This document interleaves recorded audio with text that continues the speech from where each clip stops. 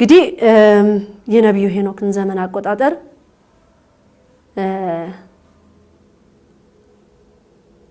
ህዝብ ሊጠቀምበት የሚገባ ማለት ነው። በጣም ልዩነት እናመጣለን ብያቸዋለሁ። የነብዩ ሄኖክን ዘመን አቆጣጠር የምንጠቀም እዚህ ጋር የፈለገ ቢፈነዳ እዚህ ጋር የፈለገ ነገር ቢኖር እኛ ትክክለኛ የሰማይ አምላክ ተጠቀሙ በትክክለኛው መንገድ ሂዱ ባለን የምንሄድ ምንም አይነካን፣ ምንም የሚነካን ነገር የለም።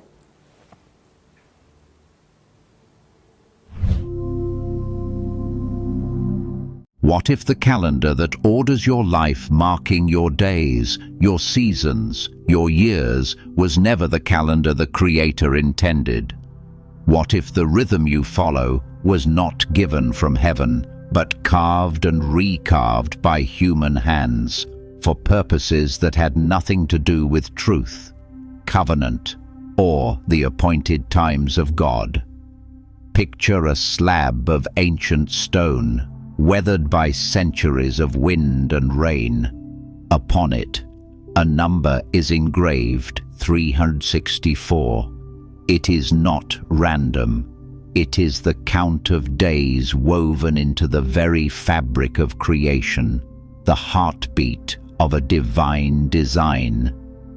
And then, imagine a hand, powerful, deliberate, pressing against that number, scraping it away, replacing it with 365, shifting the months, bending the seasons, tilting the balance of time itself. እንግዲህ ለኛ ዛሬ መስከረም ወር አይደለች? መስከረም ወር እንደሚታወቀው ሰባተኛ ወር ናት አይደለ? ለኛ አዲስ ዓመት አይሰማም። ምን አላችሁኝ? አይደለም። ሰባተኛ ወር ናት። ናት አይደለችም? ናት። አዎ እንግዲህ የመለከት በዓል ናት። እንግዲህ አዋጅ የሚታወጅበት ጊዜ ነው እንጂ አዲስ ዓመት መስከረም ነው ብለን አናምንም ማለት ነው። መጋቢት ነው አዲስ ዓመት ነው ነው። አዎ ለኛ አዲስ ዓመት እንግዲህ መስከረም ሳይሆን አይሰማም። እግዚአብሔር ያክብርልኝ። እንግዲህ ያው ዓለም ማወቅ አለበት ምን እንደያዘን ማለት ነው። እንግዲህ የመድኃኔዓለም ቤተሰቦች 120 ቤተሰቦች ናቸው አይደለ? እኛ 120 ሚሊዮኖች ነን። እንጂ ተቋ ወደ ኋላ ተጎተቺ አልተባልኩ። ቅደሚ ይሄን ህግና ስርዓት ይዘሽ ቅደሚ የተባልኩት ግብጽ በሰጠችኝ አቆጣጠር አልቆጥርም። ሌላው ምዕራባውያን በሰጡኝ አካሄድ አይደለም የሚሄደው። እግዚአብሔር መንፈስ ቅዱስ በሚመራኝ ነው። ያንን ማመን የራሴ ነው። ይሄ ነው ለኢትዮጵያውያን የተሰጠ የዘመን አቆጣጠር። የግብጽ አቆጣጠር አልተሰጠንም። ባህር ሐሳብ ይሄ የጥንቆልና አሰራር ለመስራት የሚጠቀሙበት የዘመን አቆጣጠር ነው። ግብጾች ኢትዮጵያን ለመቆጣጠር የተጠቀሙበት አቆጣጠር ነው አሁን ይዛችሁት ያላችሁት። እኔ ግን ከሰማይ የተሰጠኝ ነው። እንግዲህ ነቢያቶች፣ ሐዋርያቶች እግዚአብሔርን ያከበሩት ሁሉ የተሰጣቸው ቅዱስ ሄኖክ ይህ ነው የተሰጠው። ነጮችም እንደሚሉት መቶ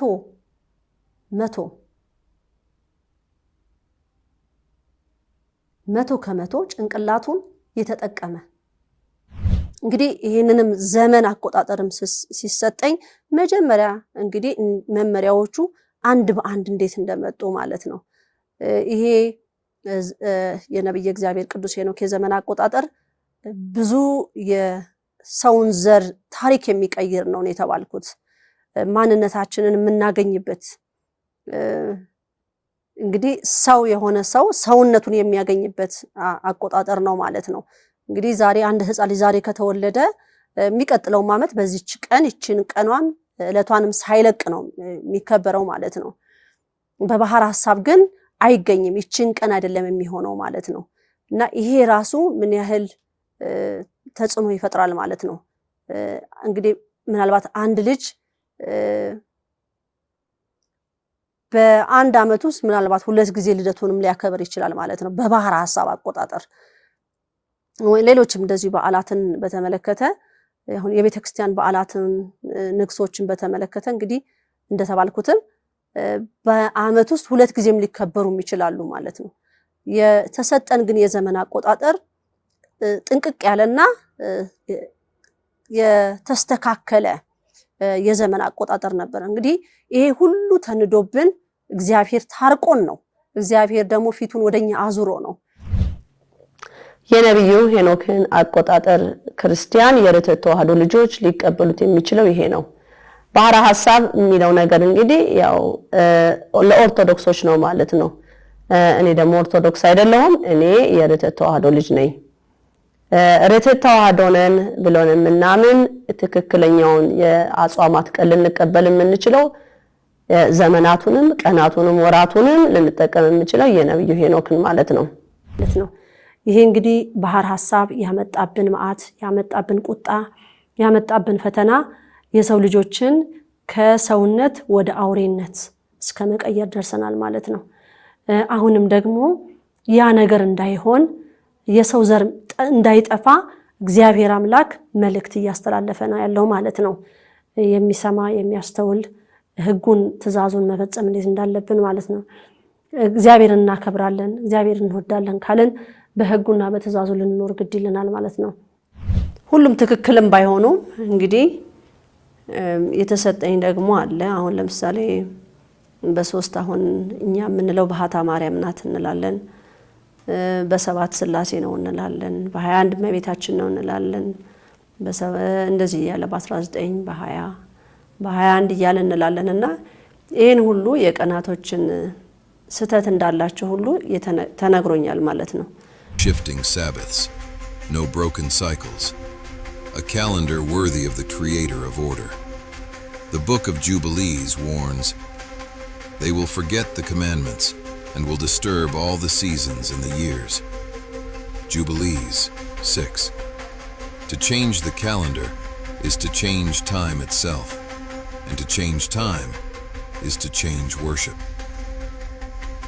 part 2 structure of the 364-day year the Enoch calendar is built on perfect symmetry the pattern 12 months 30 days each plus 4 seasonal transition days total 364 days each season contains 3 months 30 days each followed by 1 transition day this creates 4 equal quarters times 91 days equals 364 a structure so precise it mirrors the geometry of heaven because 364 divided 7 equals 52 exact weeks meaning every Sabbath remains fixed just as Yahuwah commanded አሁን ብዙዎቻችን የምናውቀው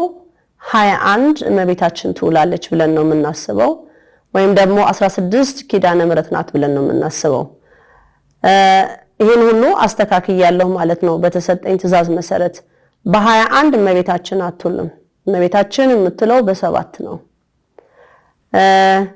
ኪዳነ ምሕረት በ16 አትውልም የምትለው በ15 ነው ስላሴ የሚውለው በ3 እንጂ በ7 አይውልም በጣም የሚገርመው እንግዲህ የእግዚአብሔር ስራ ረቂቅ ነው በ21 የሚውለው ቅዱስ ገብርኤል ነው ዛሬ ግን እኛ በ19 ብለን ነው የምናከብረው ቅዱስ ሚካኤልን ደግሞ በ12 ብለን ነው የምናከብረው ትክክለኛው ግን 14 ነው በጣም እንግዲህ ምን ያህል የዘመኑ መዛባት የቀናቱ መፋለስ ምን ያህልኛ ህዝበ ክርስቲያኑን መስመር አስቷል ማለት ነው አሁን የርትዕት ተዋህዶ ልጆች ወደ መስመር የሚገቡበት ማለት ነው